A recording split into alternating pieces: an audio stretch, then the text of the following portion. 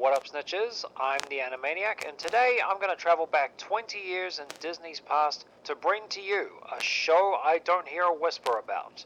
Mickey Mouse Works. Developed by Robert Garnaway, it ran on ABC as part of Disney's One Saturday Morning from 1999 until 2000, for a total of 25 episodes over 2 seasons. Mickey Mouse and his friends are back getting into all sorts of shenanigans throughout Toontown. More on that later. Before I get into this, I've noticed a lot of you who watch my videos aren't subscribed to the channel. So if you guys really enjoy these videos and want to be the first to know when a new one will be up, be sure to ring that bell after you subscribe. My next goal is 500 subscribers, and only you can help me get there. And if you'd like to see them early, subscribe to me on Rumble. Link is in the description and pinned comment below. When developing these shorts, Rob set out to make them in the style of the ones from Disney during the Golden Age. For the purpose of this review, I decided to watch a good chunk of their cartoons from 1940 till 1959.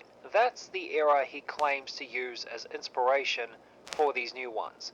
From what I could gather, the early era Disney cartoons had animation that was slow, floaty, and graceful. When they were fast, it still felt slower in comparison to the cartoons from Warner Brothers and MGM. 10 years after his death, the influence of Tex Avery's work could be felt in movies and TV shows throughout the 90s. It was even found in the movies of Disney's Renaissance, especially in the wackier sequences. Though the show came out at the turn of the century, a time where that style's prominence was winding down, his influence still had a presence with the way characters are animated and how the slapstick was approached. So how these cartoons are animated aren't quite like how the older cartoons were animated. How did every other visual element turn out? The majority of the backgrounds match that style Garnaway was aiming for with Mickey Mouse Works. There are a few times they go for a flat, stylized approach to the environments that has their roots in that era. They're also colored in various ways, appearing faded so that the characters pop out more while still being vibrant. Other times they appear so bright that they're harsh on the eyes. However, when seen in black and white, they most often blend together, so while the colors are different, the hues aren't distinct enough to prevent that. When they do, it's rare, much like when they incorporate CG. The examples being the intro and the sequence where Donald Duck is inside his computer in Computer.Don. They're impressive for the time, but are obviously dated. Speaking of different styles, this show actually uses two methods of 2D animation. The first one being traditional ink and paint. It was used on a handful of the cartoons. They can be identified with noticeable graininess. They are Donald's Dinner Date, Shaky Premise, Rescued by Good Jokes, Pluto versus the Watchdog. Wait for the countdowns for full thoughts. Pluto runs away. How can Pluto be that dumb, ignoring Mickey's warning like that? And man, was Pete cruel here. Mickey's remedy? Alright, Mickey, way to teach those little gutter snipes for faking an illness. Also, poor Donald. Mickey tries to cook. Okay. Donald and the Big Nut. Looking at the old cartoons, I found Chip and Dale very annoying. This doesn't help. Poor Donald. And Topsy-Turvy Town. A vacation is this place's idea of punishment? Now I want to know what they have as a capital punishment.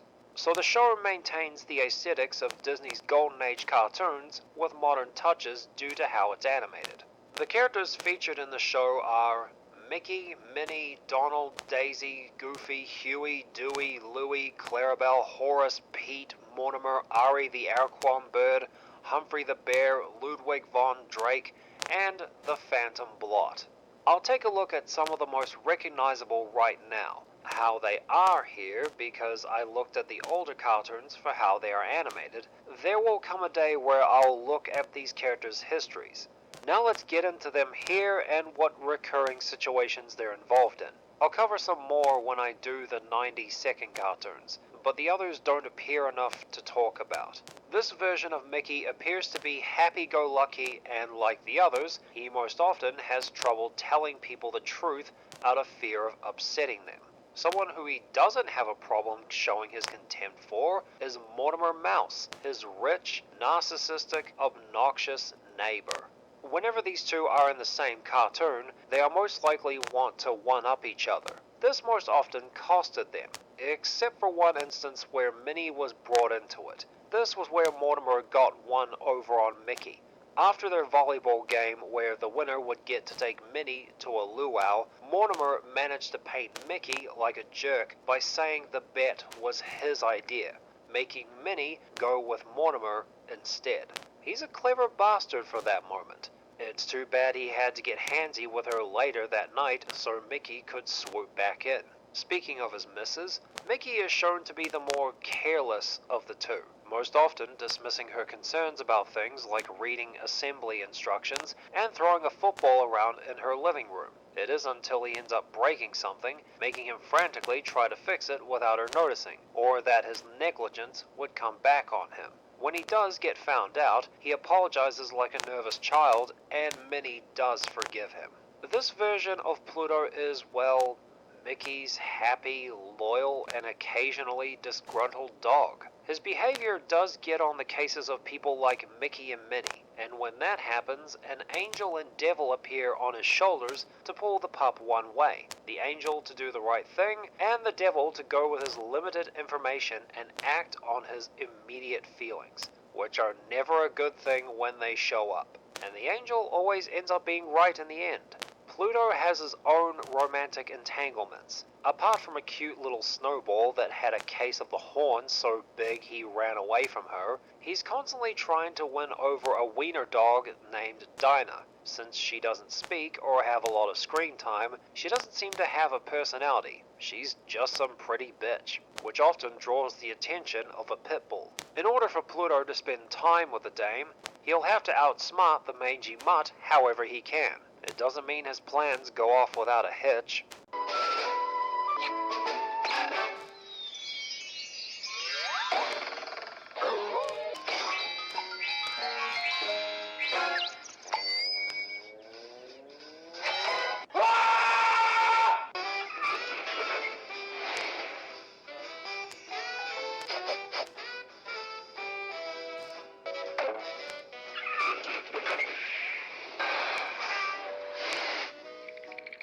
Silly puppy.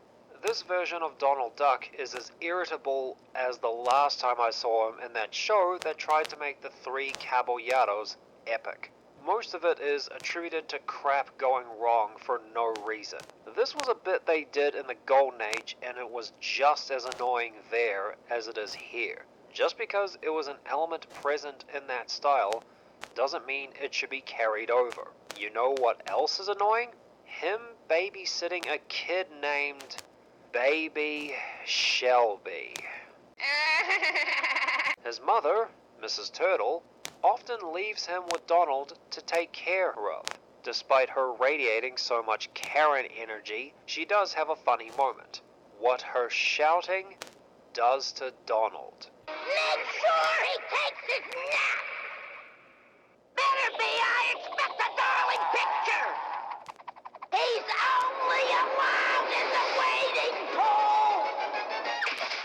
And don't let that cute smile fool you. Shelby puts Donald through hell every time he comes over, and I felt bad for Donald all the while. At the end of all of them, I came to hate Shelby and his stupid laugh.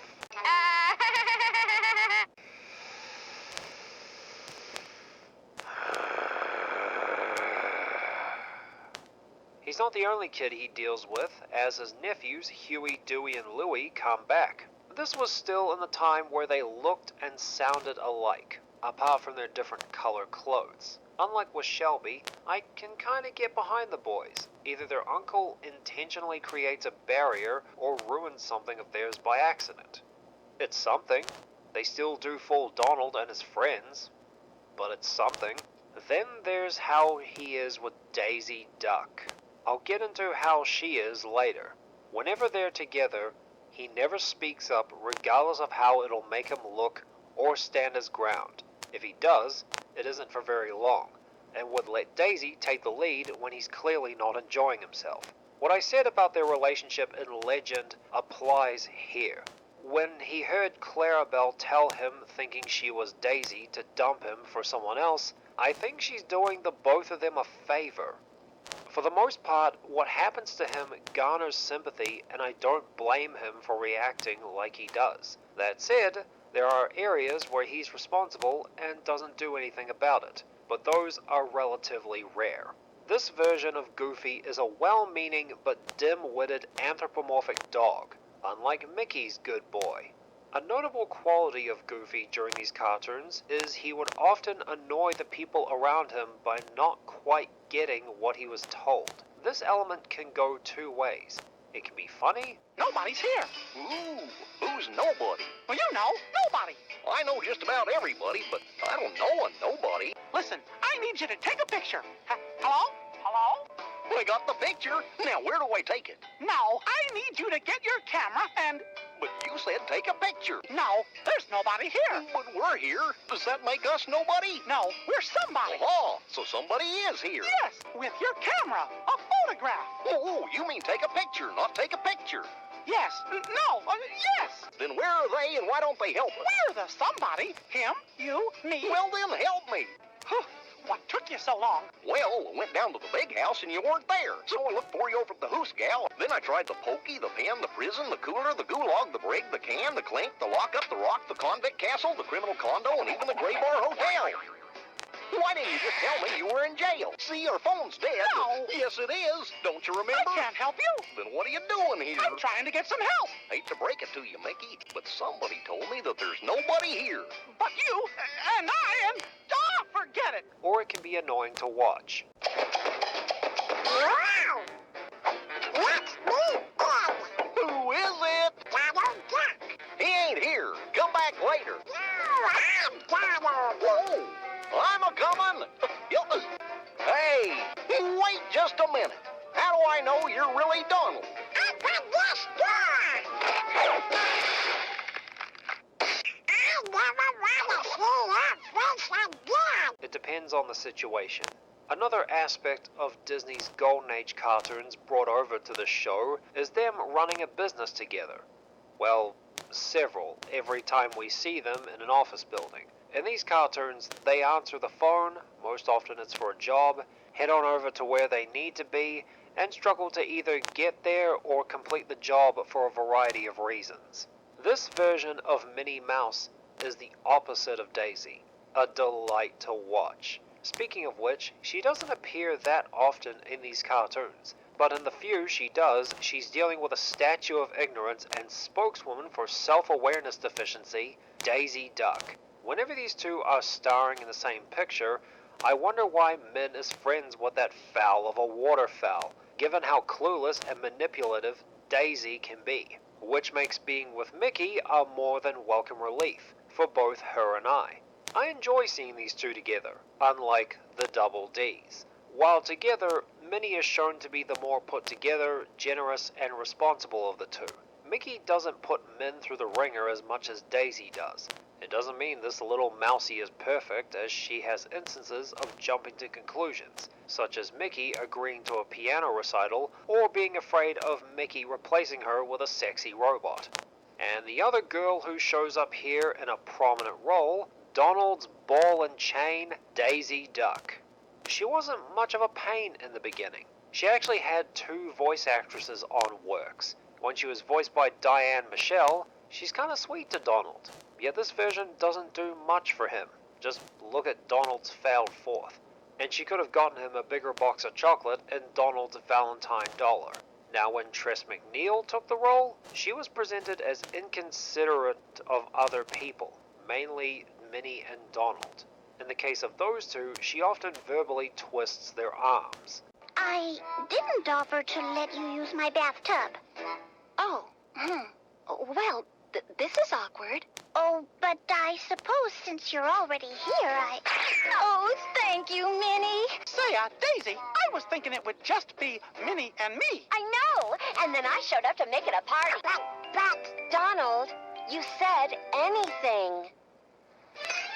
I packed a picnic picnic for two. How thoughtful. Enough for Minnie and me. We didn't forget, did you? It's Valentine's Day, our first date anniversary, and my half birthday. You promised to take me on a big surprise outing with every little detail taken care of. Remember? Going to see the sunset. It's kind of romantic. Oh, should I ask Donald to come? Oh, Donald, will you read me a poem? Isn't this my special trip? Oh, what a shame. Look, Mickey's car only holds 2 people. But your car holds 4 people. To tip the who's got it worse scale to Donald, she jumps to conclusions about what her boyfriend does. There are cases where she's right on the money when she makes him babysit Shelby. Because he spent the money he borrowed from her on a Game Boy. And then there are times where I ended up feeling bad for Donald, like when she catches him in women's clothing. And there's another instance I'll talk about in another video. And unlike with Goofy, there is no good side. All of it's crap. Boy, am I starved. Hey, I know. Why don't you fix us some popcorn, not too much salt, and get us some soda, diet, not regular. And you mind if I make a couple long-distance phone calls, and can I have this magazine? Oh, it is stuffy in here. Open the window, would you? I mean, you don't mind, do you? Yes, I mind. Either get in my oven or get out of my sight. The slapstick is the big star of these shorts. The routines are creative and the timing is good, with a big thanks to the comparatively modern animation. The standout feature of the slapstick in these cartoons is the visual gag string. We got a car key, piano key, skeleton key, keyboard, and a program, pom-poms, plush toys, foam finger, radio, TV, snare drum, bass drum, barbecue grill. Key to the city, keyhole, key lime pie, key to my heart. Plus your keyboard, circuit board, surfboard, ironing board, CD, DVD, zippity-doo-dah-dee, monitor, speaker, scanner, printer, and last but not least, your mouse. Florida keys, high key, low key, on key, off key, trick key.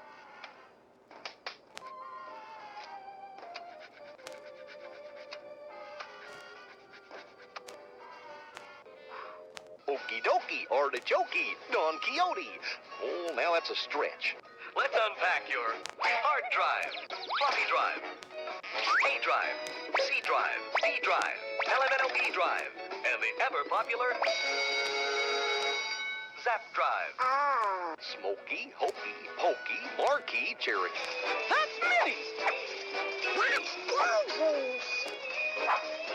Key, malarkey, Frankie, cranky, spanky, hanky-panky, monkey, donkey, parakeet, and Mickey. That accomplished absolutely nothing. I always find it astonishing what they can put together, and they're relevant to the cartoons in a way that doesn't feel hollow. They enhance a scenario the characters are in, feeling overwhelmed at something they don't understand, and find just how much was needed for something they're interested in. They're an opportunity for the writers to be clever in these cartoons. The narrator from the How To Goofy cartoons is the prominent source of irony. He mainly says what should be done on top of Goofy doing the opposite. The humble waiter, that most dignified of service professionals. Order for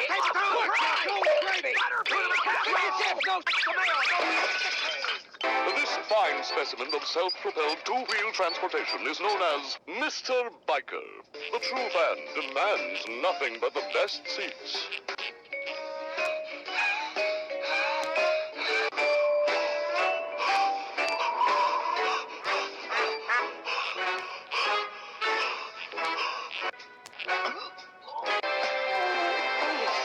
It's okay.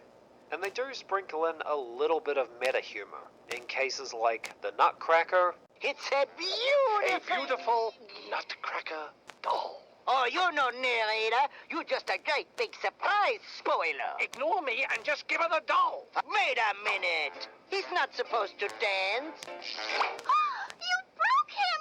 Right, just for that, I'm kicking you out of the story. Wow! And How to Be a Gentleman. I have no problem, but in instances like Computer.Don and Bird Brain Donald, they come off as empty. Outside of the full-length cartoons, there are also many recurring ones that are far shorter. Mickey to the Rescue sees Pete abduct Minnie and imprison her in his house, confident that her boyfriend won't save her. Mickey overcomes various obstacles in order to do so. These cartoons are perhaps the only time he doesn't look foolish. Pete is far too easy a character to hate. While he has his moments of foolishness, he is his own brand of cunning and manipulative. And it took me a while to figure out this guy was supposed to be a cat. Yes, really. Maestro Minnie sees Mickey's main squeeze take on the role of an orchestra conductor. But her orchestra are anthropomorphic instruments, and they have a tendency to be disruptive. Their shenanigans take place while a piece is being played. Minnie spends the whole piece getting things under control.